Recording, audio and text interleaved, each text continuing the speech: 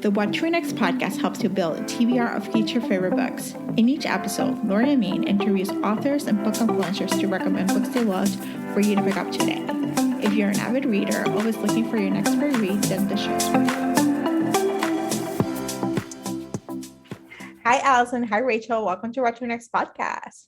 Hi. Hello. Thanks for having us. So happy to have you both. So tell us what you've been up to. Yeah. Lately, we just got back from Alyson's parents where we moved a 16-foot shuffleboard table, which was no easy feat. I didn't help much, but it looked heavy.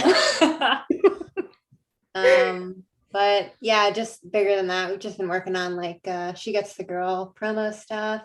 Release coming up. Yeah. I just turned in the second draft of my solo book that's coming out in 2023. It's called Forget Me Not. Congratulations. So Thank you. It's real good. I can imagine. So for those who are not familiar, how do you two meet? And tell us about your relationship before writing, Definitely. Yeah. So we took a class at Pitt with Siobhan Vivian, who is a YA author. Mm-hmm. And it was called Ready If Lit. And it was like two sections, 2 consecutive semesters. And we actually didn't talk at all during that time. We were in separate workshop groups, but we were always kind of facing opposite directions, but right next to each other. Yeah, we were really close. Then I was invited to a party at Alyson's house a little bit after the second semester of that class, and we became really close really fast over the course of about a month. Yeah. And and the rest is kind of history. I was going to say the rest is history. So I love that you meet at a writing workshop and then you end up writing together. So what's the process of writing this book together? Yeah, it was definitely a real dream come true. Yeah. I think. Yeah. Yeah. It was a lot of fun. It was the story, at least the first sort of version we wrote of it a little more closely followed how we actually met. So that was really fun to kind of rehash all that while we were coming up with the outline. Yeah, just kind of relive all of those old memories. Yeah. And then we had actually Siobhan Vivian, who was our teacher, the class that we met in. We kind of sent it to her. We were like, how's this sound? Is this any good? Do you think we actually have something here? And she was like, it's too boring. So it's always great to hear about your own personal life, but no, it was good. So we obviously made the story a little bit more interesting and had, I think, a lot of fun doing that and building out the characters and their lives. We made the characters butt heads a lot more than we never butt heads in the beginning. We were just friends right off the bat, but that helped the story a lot, I would say. Yeah, I love this. So your personal life is too boring, and the reality is you think about your book. It's we need to hide in the conflict, we need the drama, we need the tea, we need something. Absolutely. Yeah. Instead of just us walking around and eating froyo and just hanging out and falling in love, which I thought it was a good story. It's definitely a lot more juicy now though. Definitely. So speaking of the book, tell us about She Gets a Girl. What is the book all about? Yeah, She Gets the Girl is a lesbian romantic comedy about 2 girls teaming up to help one another get the respective girls of their dreams and falling in love with each other instead. It's set during freshman year of college. It's got enemies to allies to lovers. It's a very slow burn, I would say. I'd agree. A ton of banter, and we also did slip a couple of more serious topics in there, alcoholism and internalized racism. But I feel at its heart, we really wanted to kind of capture that 90s, 2000s, classic rom-com feel. And that was really our intention. And we grew up on that. So we just definitely wanted just a sapphic book with that vibe. Yeah. Also their sexuality is never at the center of the story. There's no homophobia. No one's coming out of the closet or stuck in the closet.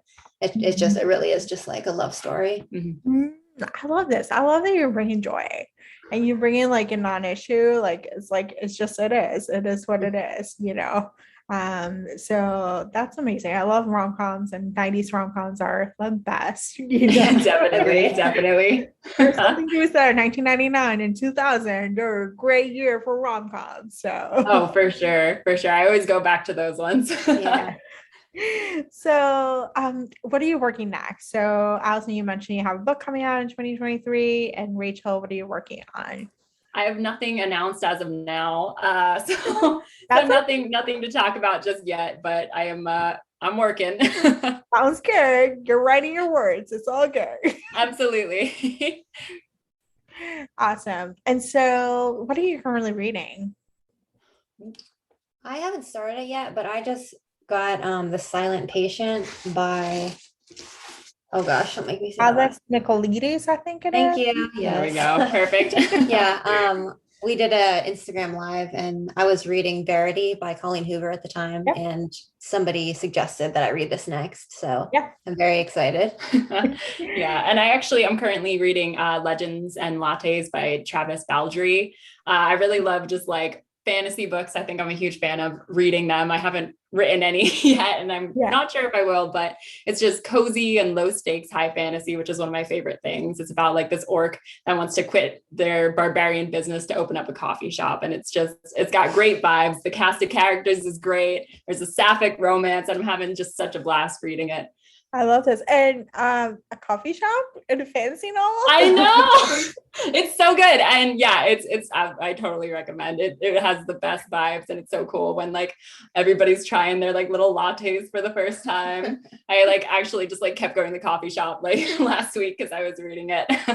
Oh my gosh, that just makes me crave some coffee shop time. So thank you. I hear you. Awesome. Do you have any books you recommend our listeners to pick up? Yeah. So the book I always recommend is The Miseducation of Cameron Post by Emily Danforth. That is my favorite book of all time. I would say like it definitely has the best first chapter I've ever read. I would agree with that. Yeah, and I know you would agree. Oh, such good writing. Yeah. Such impeccable writing. That was the first like lesbian, I think, book I've ever read. Mm. Yeah. And it was pretty late. Like I read it maybe my junior year of college. Oh wow. Yeah. No, sophomore year. But yeah, that would be my first recommendation. That's cool. I feel like I always talk about this book more than any of my own books, but We Are Okay by Nina LaCour. Such a huge fan. Also just got a new paperback release along with a bunch of other Nina LaCour books. So I am waiting for my stack of new covers to arrive. But yeah, I'm just a huge fan of also quiet books. You know, I think maybe that's why I also love Legends and Lattes so much. I really like quiet books, and it's essentially just like a girl in her dorm room watching the snowfall and drinking tea and, you know, healing from grief and processing heartbreak. And it's one of my favorite books for sure. Yeah. I mentioned Verity by Colleen Hoover earlier. Yeah. I would definitely recommend that. I really like thrillers and like darker books, and it definitely had a couple scenes that like gave me the creeps. I love it. Yeah, that book is just like crazy banana crazy. I don't know the fact and the twist and the stuff. And you're like, what am I reading? Yeah, I really liked it. So if you like some thrillers, you should look at Alex Feeney. She does write some twisty, some messed up books, you know. I'll definitely check that out. Yeah. Also scrawling the name. Write it down. Yeah, she has like, I think Sometimes I Lie is another one. Similar vibe. It came out before Verity, I think. Just an interesting. She's in a coma. So Okay. Yeah, similar vibe. Yeah. Oh, I'll check it out. Thank you. Awesome. Well, tell us where we can find you both online.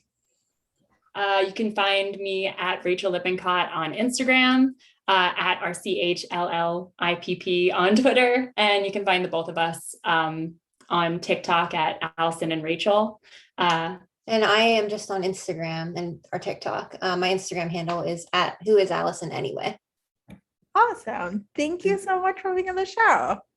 Yeah. This Thanks is a lot of fun. us. Yeah. Definitely. Alyson has a new recommendation. So I know yeah. she's excited about that. I'll have to get it ordered. If you enjoyed this podcast, feel free to share with friends, subscribe, rate, and review the show. This is the easiest way to support the podcast. Today's episode's partner is Libra FM. If you're an audiobook listener, then you should add Libra FM as your go-to source for paid audiobooks. Libra FM makes it possible for you to buy audiobooks through your local bookstore. Memberships start at $14.95, and they also have great sales for women's audiobooks each month for $3.99, thanks to the Kiss Club. To sign up for Libra FM, please visit whattoreadnextblog.com/LibraFM. You will receive a free audiobook when you sign up for a monthly subscription. If you purchase a subscription through our link, you will be supporting the podcast at no cost to you. The What to Read Next podcast is part of the Frolic Podcast Network. Please visit frolic.media/podcast to discover new shows to tune in. Thank you so much for listening and have a great day.